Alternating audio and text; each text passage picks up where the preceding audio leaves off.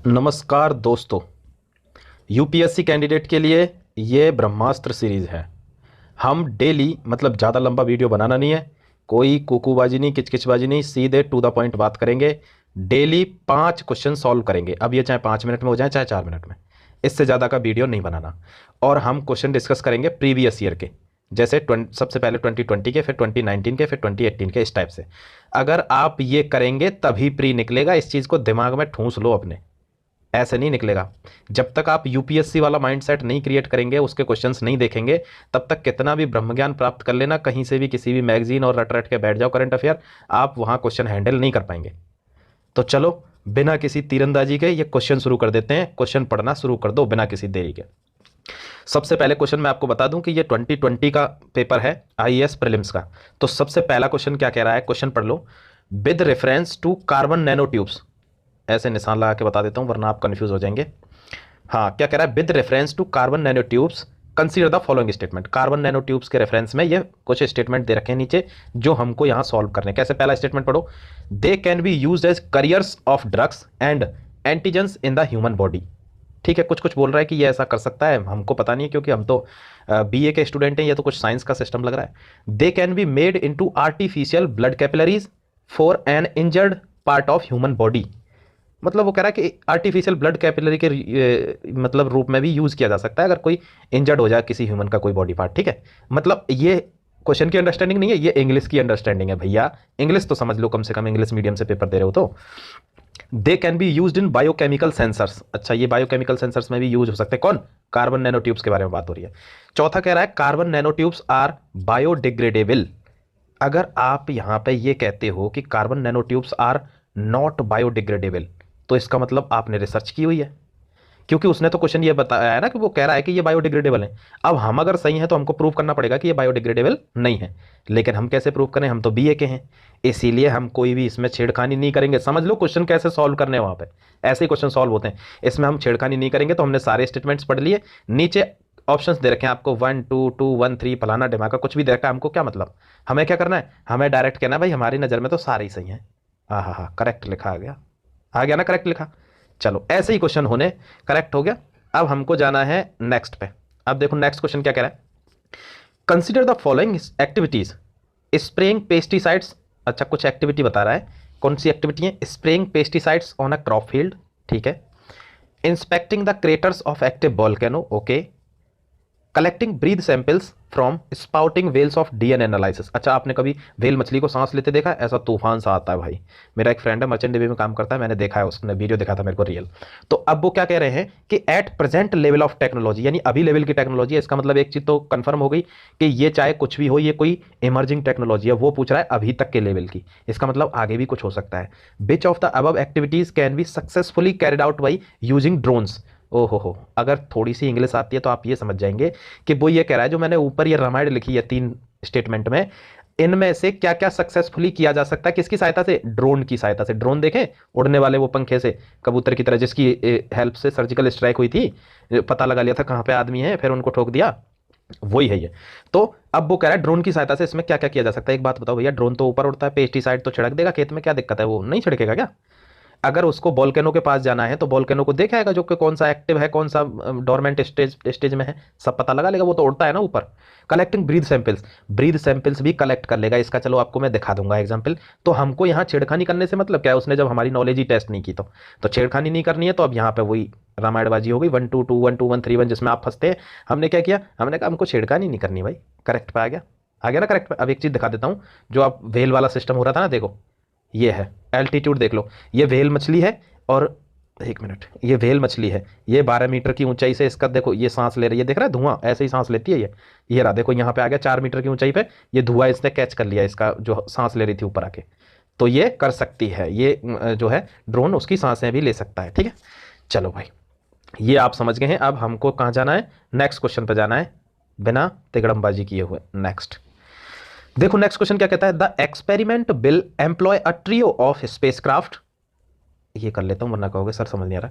Flying in a information in the shape of equilateral triangle that has sides 1 million kilometre. अच्छा ठीक है, okay. With lasers shining between the craft experiment question refer to फलाना ढिमाका, पता नहीं क्या बोल रहा है, इतनी टफ इंग्लिश लिख देते, मेरे को समझ ही नहीं आ रहा। तुमको समझ नहीं आ रहा ना, इस क्वेश्चन को छोड़ दो, समझ नहीं आ रहा तो छोड़ दो, क्योंकि वहां सारे क्वेश्चन नहीं करने हैं भाई, छोड़ने भी हैं। अब ये समझ लो इसको छुड़वाया क्यों क्यों, किसी को अगर ये पता होगा, ये आपको ध्यान में आ रहा है या, एक मिनट, ये एवॉल्व्ड लीजा, इलीजा प्रोजेक्ट, इलीजा प्रोजेक्ट में पता है क्या है, जैसे ये सन है, ये हमारी अर्थ है, ये इसके ऐसे चक्कर लगाएगी।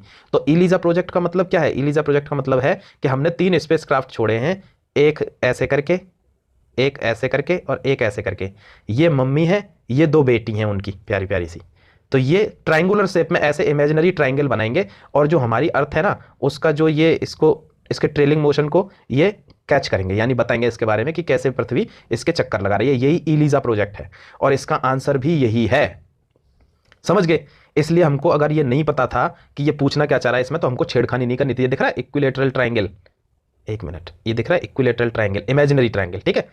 और 1 मिलियन किलोमीटर, ये जो डिस्टेंस थी ना, ये मम्मी है, ये दोनों बेटी हैं, ये जो इमेजिनरी ट्रायंगल बना रहे हैं इक्विलेटरल ट्रायंगल, ये 1 मिलियन की डिस्टेंस में है अपनी मम्मी से। कितनी दूर है याद आती होगी इनको, ठीक है। इसलिए अगर ये आपको नहीं पता है, रेडीमेड क्वेश्चन है, अगर नहीं पता है तो छोड़ना है ये क्वेश्चन। तो कुछ क्वेश्चन छोड़ने के लिए भी होते हैं, ध्यान रखना। चलो नेक्स्ट क्वेश्चन आ जाओ, 5 क्वेश्चन करने हैं हमको जल्दी जल्दी। कंसीडर द फॉलोइंग स्टेटमेंट्स, अब फिर से कुछ स्टेटमेंट आ गए, कौन से, genetic changes can be introduced in the cell that produce eggs और sperm of a prospective parent. कुछ कुछ कह रहा है कि सेल को इंट्रोड्यूस कर सकते हैं, एग्स प्रोड्यूस कर सकता है, स्पर्म प्रोड्यूस कर सकता है, कौन, प्रोस्पेक्टिव पेरेंट जो है उसके। दूसरे में कह रहा है persons genome can be edited before birth at the early embryonic stage, मतलब जन्म से पहले उसके पर्सन के जेनोम में कुछ एडिट किया जा सकता है, ऐसा ऐसा कुछ बात कर रहा है। अंग्रेजी से यही समझ में आ रहा है, मुझे पूरा नहीं पता क्योंकि मैं तो बीए किया हुआ हूं, और ये क्वेश्चन कहां से आ रहा है, साइंस का है। तीसरा क्या कह रहा है, human induced pluripotent stem cells can be injected into embryo of A pig. वो कह रहा है कोई भी मतलब स्टेम सेल है ह्यूमन का, उसको हम इंजेक्ट कर सकते हैं किसके एम्ब्रियो में, पिग के में।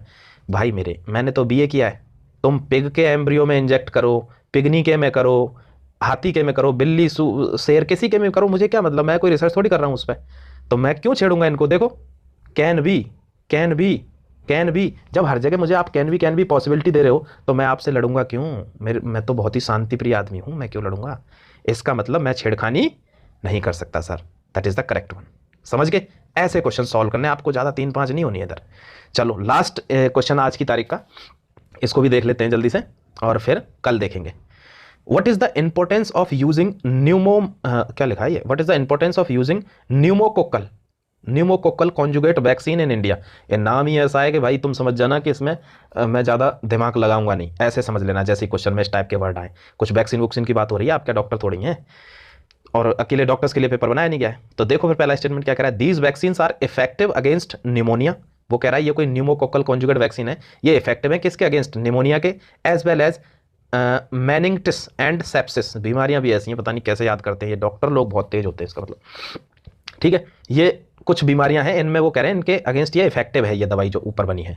दूसरा स्टेटमेंट क्या कहते हैं, dependence on antibiotics that are not effective against drugs, okay, resistant bacteria can be reduced. कुछ कुछ बोल रहा है, बहुत ही टेक्निकल डॉक्टर वाली लैंग्वेज है, मेरे को समझ में नहीं आया, मैं क्यों उनके अगेंस्ट जाऊंगा। These vaccines have no side effect and cause no allergic reaction.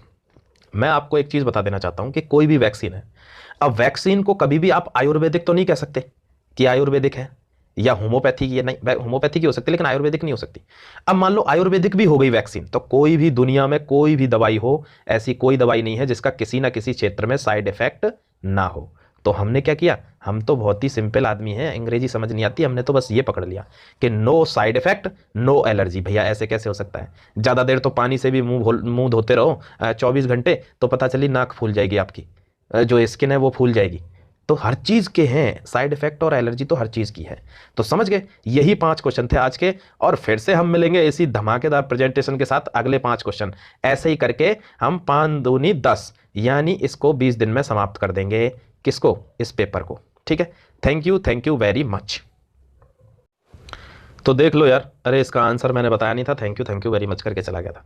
ये देख लो दोस्तों, तो इसका मतलब यहाँ पे मैं क्या कहना चाह रहा था कि हम किसी से छेड़खानी नहीं कर रहे हैं भाई, क्योंकि हमको वो जो कुछ भी दे रहा है ये बहुत ही टिपिकल साइंस वाली लैंग्वेज है। अब साइंस वालों के लिए तो केवल पेपर बना नहीं है, इसलिए मैं कुछ भी छेड़खानी नहीं करूंगा। बस मैं एक चीज़ समझ गया हूँ कि ये चीज़ यहाँ पे गलत लिखी है उसने मुझसे ये कहने के लिए कि तुझमें इतनी बुद्धि है कि नहीं, तो इसको पहचान लेगा कि नहीं। मैं पहचान गया, कोई साइड इफेक्ट कोई एलर्जी नहीं है, मतलब ऐसा हो ही नहीं सकता, वैक्सीन ऐसी कोई हो ही नहीं सकती, इसलिए मैंने थर्ड को एलिमिनेट कर दिया। थर्ड को एलिमिनेट करूंगा मैं क्या करूंगा, फोर्थ वाला एलिमिनेट किया, थर्ड को एलिमिनेट किया तो थर्ड वाला भी एलिमिनेट हो गया।